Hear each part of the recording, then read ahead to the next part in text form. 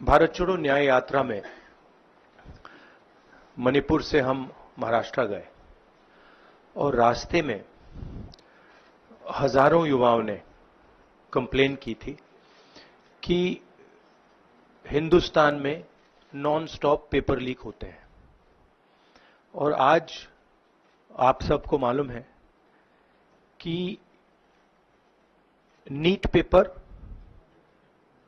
And UGC NET के जो papers हैं वो लीक हुए हैं और एक कैंसिल भी हुआ है। कहा जा रहा था कि नरेंद्र मोदी जी ने यूक्रेन की लड़ाई रोक दी थी। मतलब एक ऑर्डर देके जो रूस और यूक्रेन के बीच में लड़ाई चल रही थी उसको रोक दिया था, ब्रेक लगा दी थी। इजराइल और गाजा के बीच में जो लड़ाई चल रही थी उसको भी नरेंद्र मोदी जी ने रोक दिया था। मगर किसी ना किसी कारण जो हिंदुस्तान में पेपर लीक हो रहे हैं उसको नरेंद्र मोदी रोक नहीं पा रहे हैं या रोकना नहीं चाहते हैं। नुकसान स्टूडेंट्स का होता है। जो हिंदुस्तान के स्टूडेंट्स हैं, मैं जानता हूं कि आप इन एग्जाम्स के लिए महीनों सालों काम करते हो। ये आपका फ्यूचर है और आपके फ्यूचर से खिलवाड़ किया जा रहा है।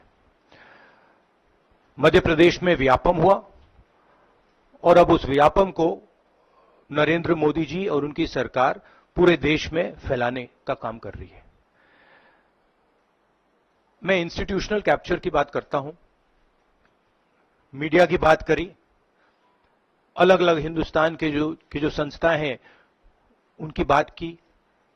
यही एजुकेशन इंस्टीट्यूशंस में हो रहा है। पेपर लीक का कारण है